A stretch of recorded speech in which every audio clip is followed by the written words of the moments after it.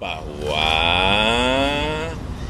yang Jepang ini ke Indonesia bertemu dengan anak yang anaknya ibu tadi yang berumur 31 tahun dan ibunya yang berumur 64 tahun. Dua-duanya positif corona itu ada di Indonesia, di sini. Ibu berdiri sedang bersusah hati. Satuan Tugas Penanganan COVID-19 kembali merilis data terkait jumlah kasus dan pasien COVID-19 di Indonesia. Kasus terkonfirmasi positif COVID-19 masih terus bertambah. Lonjakan virus corona di tanah air, situasi semakin genting dengan terus mencetak rekor harian yang membuat pelayan kesehatan kewalahan. Ditambah lagi adanya ancaman virus COVID-19 di Indonesia terus memperlihatkan keganasannya. Kasus harian COVID-19 di tanah air terus menembus rekor tertinggi sepanjang pandemi. Tercatat pada hari Kamis 24 Juni 2021 tembus di level 20.574 kasus COVID-19 dalam 24 jam terakhir. Terdapat 9.201 kasus yang sembuh, namun dalam 24 jam terakhir, pasien yang wafat usai terinfeksi virus corona bertambah 355 pasien.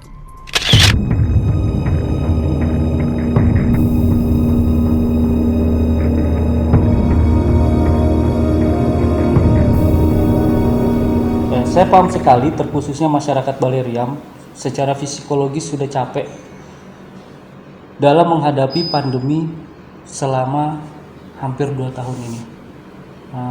Banyak masyarakat Baleriam ini sudah hampir tidak percaya lagi bahwa COVID itu ada.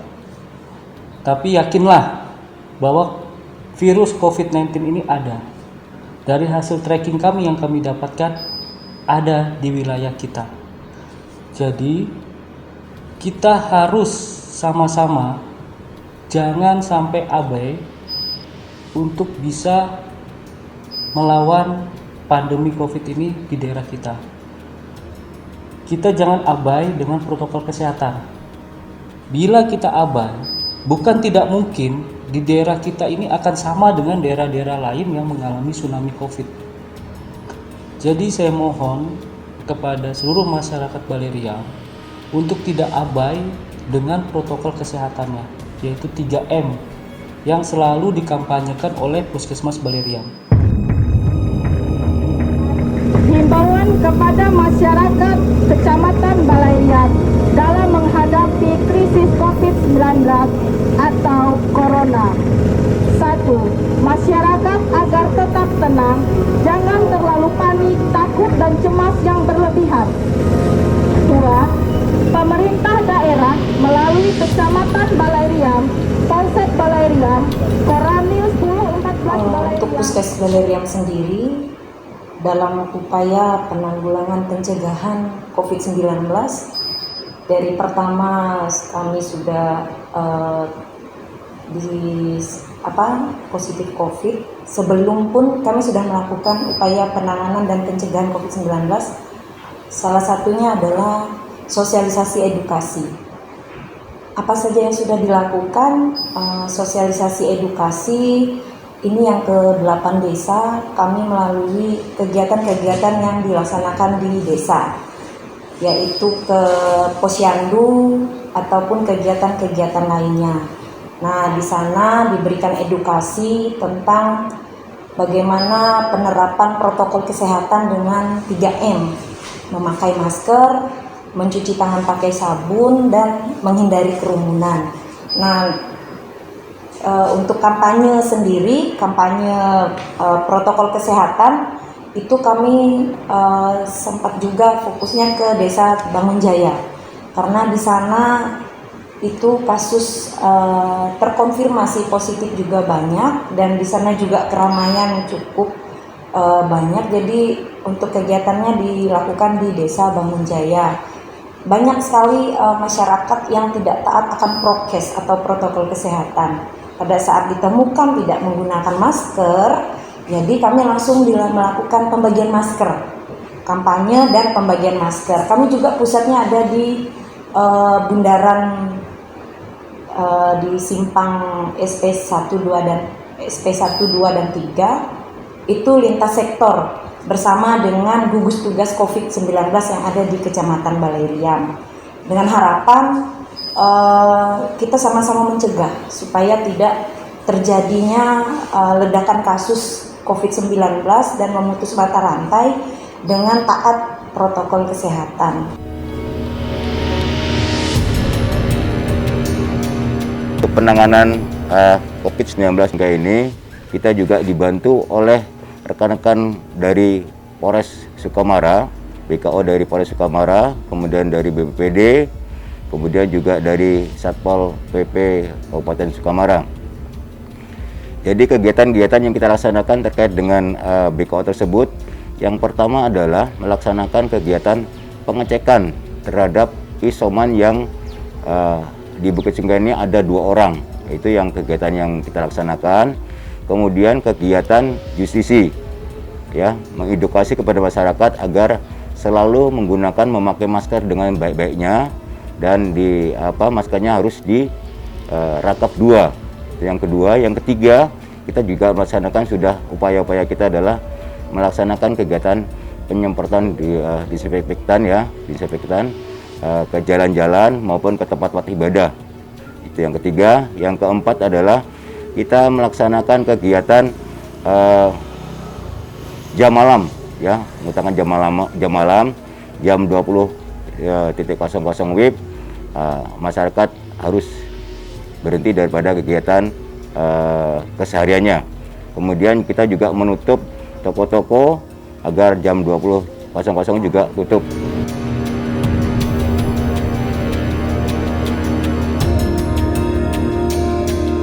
Ya, awalnya dapat dari sesama nakes juga sih. Awalnya kan teman saya itu kehilangan indera penciuman. Ada gejala COVID awal, ada demam, terus hilang penciuman selama 1 hari. Nah itu nggak tahu kan, namanya kita semua nih imunnya kuat mungkin kan, jadi kena masa inkubasi. Baru ketahuannya itu pas ada jadwal PCR massal waktu itu. Nah kita semua di PCR. Nah itu dari situlah saya ketahuan kalau saya memang positif. Kalau gejala COVID kan sama aja sama kayak flu biasa. Jadi kita nggak bakal tahu kalau itu nggak dites. Yang bikin kita tes waktu itu kan karena ke-tracking oleh pihak orang kesehatan dan harus memang swab buat mastiin bahwa ini negatif atau positif.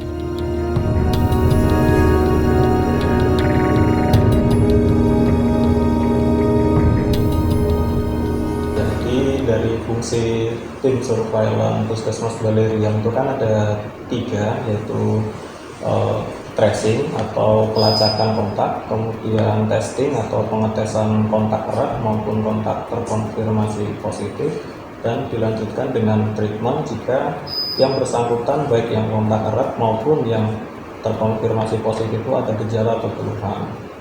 Nah, seperti itu. Untuk testing atau untuk tracing atau pencarian kontak erat ini dari berbagai sumber yang didapatkan, 1 orang yang terkonfirmasi positif itu bisa menyebarkan lebih dari 10 sampai 15 orang. Jadi fungsi yang dilakukan oleh tracing ini sangat berperan penting, khususnya untuk memutus mata rantai COVID-19 ini.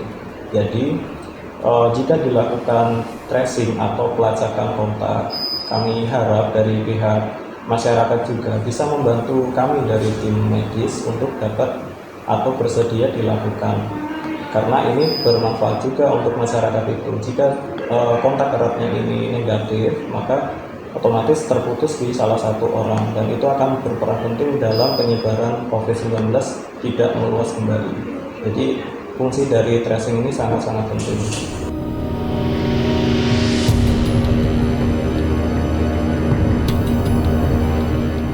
Untuk pencegahan di COVID-19 ini, salah satunya yang dilakukan oleh Puskesmas Baleriam adalah vaksin COVID. Nah, vaksin COVID itu warga gratis untuk divaksin. Dan jangan takut warga akan kenapa-napa setelah divaksin. Jadi vaksin COVID-19 itu screeningnya ketat. Nanti ada yang bisa dikasih, ada yang ditunda. Tapi semua ditargetkan untuk bisa dikasih. Nah, yang ditunda itu bukan berarti nggak dikasih, tapi nanti pada saat sudah layak untuk mendapatkan vaksin, dia akan diberikan vaksin tersebut. Nah, selama kami berjalan vaksin, penyuntikan vaksin di Puskesmas Baleriam, tidak ada hal-hal yang tidak diinginkan. Semuanya aman, baik dari lansia ke atas, itu semuanya aman. Jadi tolong masyarakat jangan takut untuk divaksin.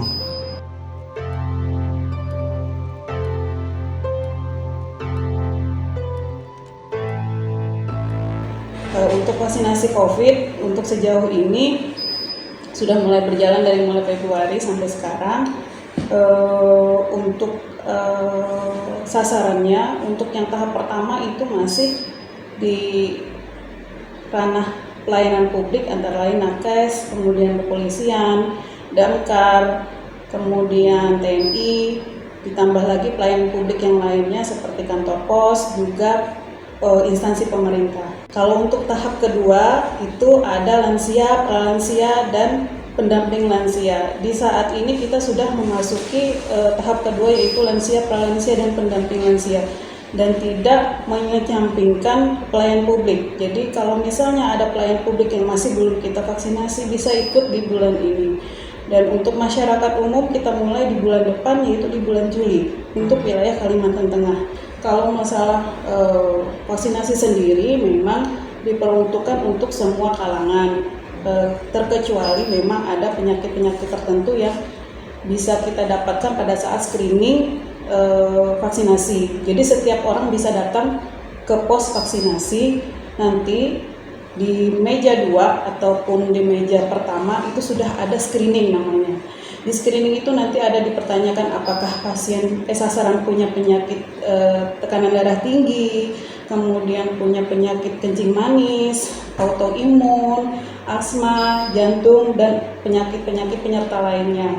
Untuk pasien yang punya penyakit hipertensi misalnya, itu ada batas-batas tertentu yang diperbolehkan untuk vaksinasi. Kalau misalnya pada saat sasaran datang ke pos vaksinasi ternyata tensinya masih tinggi, kita tunda pelayanannya untuk mendapat terapi dulu dari dokter yang bersangkutan. Kalau misalnya ada pasien hamil, sebenarnya bisa untuk imunisasi, tapi tergantung lagi dari keputusan dokter yang merawat ataupun yang memberikan konsultasi kepada ibu hamil. Untuk sasaran yang sudah vaksinasi melewati vaksinasi pertama ataupun kedua, jangan lupa tetap melaksanakan prokes, yaitu memakai masker, mencuci tangan, dan menjauhi kerumunan ataupun membatasi kerumunan sampai 2 meter.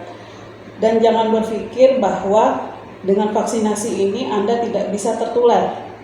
Sebenarnya walaupun Anda mendapati vaksinasi kedua, itu untuk presentasi terkena ataupun tertular penyakit ini tetap ada, karena tubuh kita tetap mempunyai batas-batas tertentu atas stamina ataupun kesehatan tubuh Anda sendiri. Kalau misalnya Anda menganggap bahwa Anda sudah disuntik dengan 2 kali penyuntikan dan tidak menjalankan prokes, kami tidak menjamin bahwa itu bisa menjaga kesehatan Anda sendiri.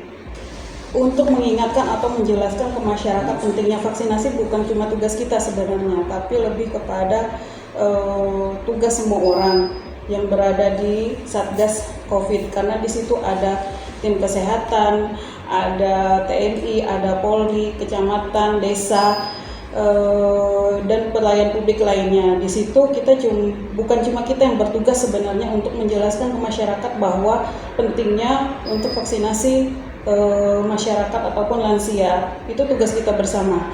Kalaupun ada seseorang yang mengatakan bahwa vaksin itu tidak penting, kita bisa berkaca dengan keadaan sekarang.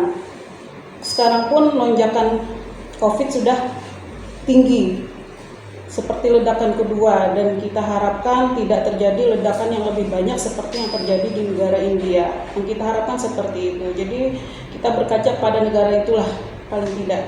Semoga kita semua bisa memberikan penjelasan kepada orang-orang yang mungkin kita temui tidak mengerti ataupun tidak mau ataupun tidak tahu. Siapapun bisa, walaupun cuma sekecil apapun pengetahuan kita tentang vaksinasi. Setidaknya kita bisa memberikan ilmu ataupun memberikan pengetahuan kepada orang yang tidak mau maupun tidak tahu. Jadi bagaimana supaya masyarakat tersebut ingin divaksin, cara daftarnya seperti apa di Puskesmas Baleriam? Itu langsung saja datang ke Puskesmas Baleriam, bilang saja ke bagian depan untuk mau divaksin. Nanti yang bersangkutan akan didata dan ditelepon berikutnya pada saat ada vaksin datang. Jadi pada saat ada vaksin datang, yang bersangkutan akan ditelepon untuk mendapatkan vaksin tersebut. Jadi masyarakat yang ingin divaksin silakan saja datang ke Puskesmas Baleriam, nanti itu akan didata, nanti akan ada tim Puskesmas yang akan menelpon apabila vaksin sudah tersedia di Puskesmas Baleriam.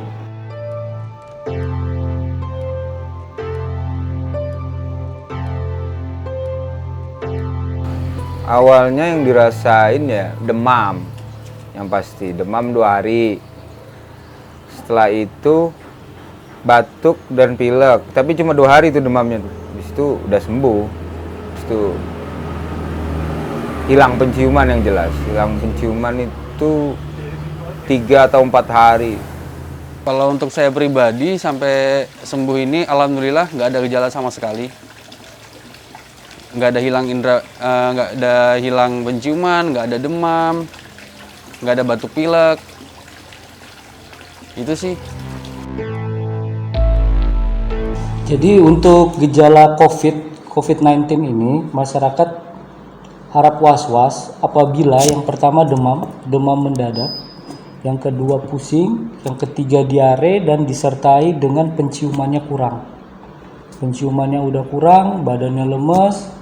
Nah, jadi masyarakat Baleriam bisa langsung datang ke puskesmas untuk memeriksakan dirinya. Untuk pasien, untuk penegakan diagnosa mengarah ke COVID-19 itu akan di rapid antigen.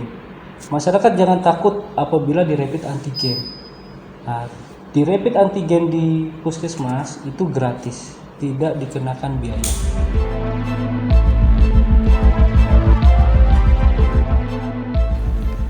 Waktu itu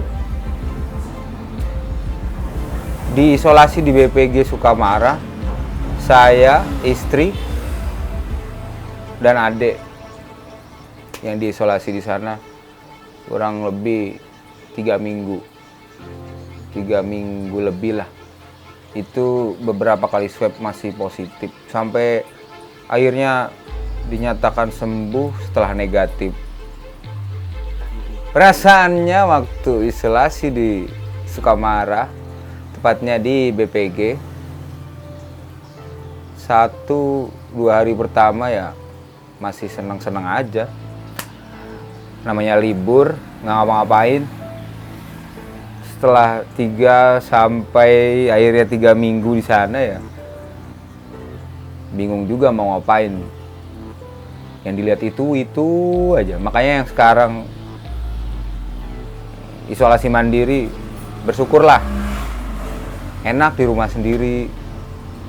Ada yang dilihat, bisa nonton TV, bisa segala macam. Bisa ngelakuin kegiatan di rumah. Penanganan pasien pada isolasi mandiri itu adalah pasien-pasien yang tidak ada gejala. Tapi biasanya yang pengalaman kami itu 3-4 hari setelah isolasi mandiri itu timbul gejala. Timbul gejala batuk, pilek, demam. Nah, itu dari puskesmas itu tiap hari akan mengontrol, tapi mengontrolnya by phone. Tapi bila ada gejala yang mengkhawatirkan, dari pihak puskesmas akan mendatangi pasien tersebut yang diisolasi mandiri. Jadi pihak puskesmas akan memeriksa. Tapi selama tidak ada gejala, pihak puskesmas hanya mengontrolnya by phone. Jadi tiap hari pasien yang isolasi mandiri itu akan ditanyakan by phone. Bagaimana keadaannya, bagaimana penciumannya, bagaimana nafsu makannya, seperti itu. Itu ada tim sendiri dari Puskesmas Baleriam. Kalau untuk protokol isolasi mandirinya, yang pertama itu di rumah ya. Kalau untuk yang di rumah, yang tanpa gejala, mungkin baiknya itu setiap hari itu ya makan teratur. Makan yang pasti bukan makan sembarangan, makannya makan yang sehat dan yang bergizi ya. Contohnya kayak protein tinggi, terus vitamin yang banyak, sayur, buah. Kemudian kalau cuaca lagi panas, berjemurlah minimal 15 menit setiap hari. Habis itu rajin jaga kebersihan tangan.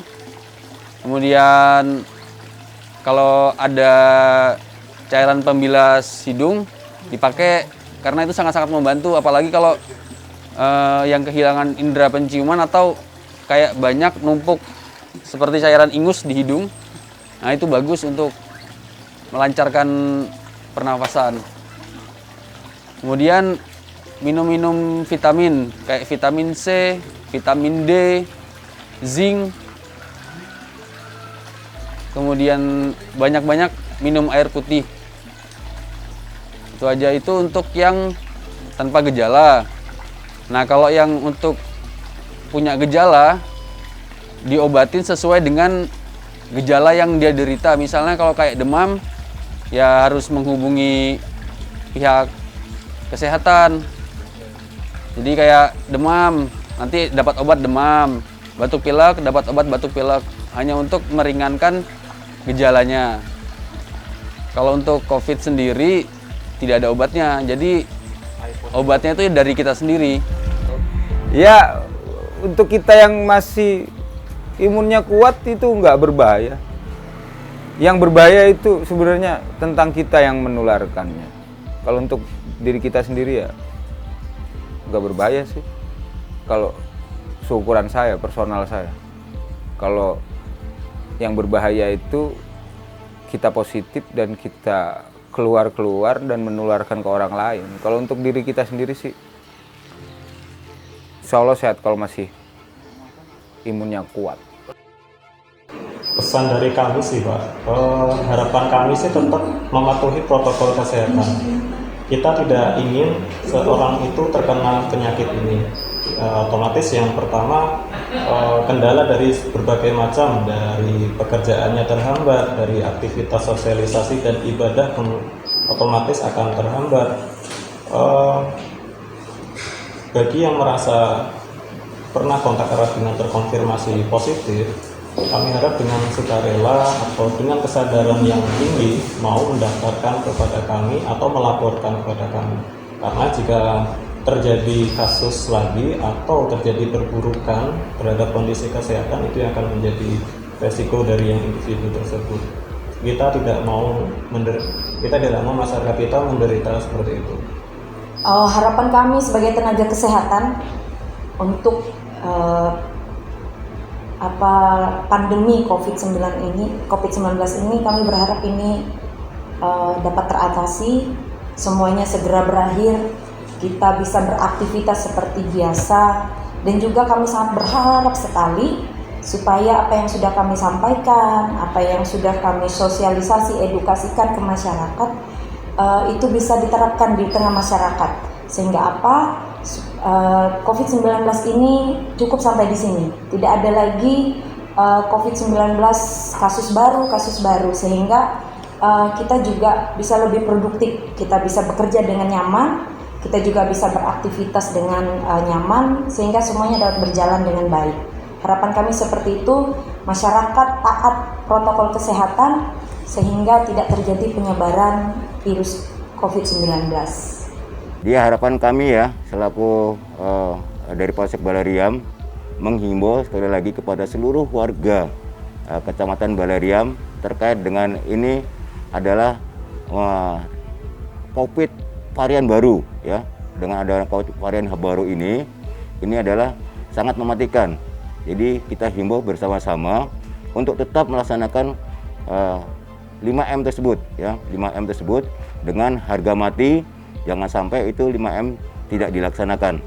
Sehingga pada akhirnya COVID-19 ini bisa dapat kita cegah dengan sebaik-baiknya. Ya, hindari kerumunan tadi yang paling penting, dan paling senjata utama adalah kita memakai masker. Ya, senjata utama adalah memakai masker. Itu yang paling utama. Yang selebihnya adalah untuk membantu, karena penularan yang paling cepat adalah dengan tidak memakai masker yang tidak dirangkap. Ya, kita pergi kemana-mana, tapi kalau tidak membawa masker itu lebih riskan, riskan Pak ya, lebih riskan. Sehingga untuk kegiatan pencegahan ini kita harus bersama-sama melaksanakan kegiatan ini sehingga pencegahan, pemberantasan daripada COVID ini bisa terputus mata rantai daripada penyebarannya khususnya di Kecamatan Baleriam. Terima kasih.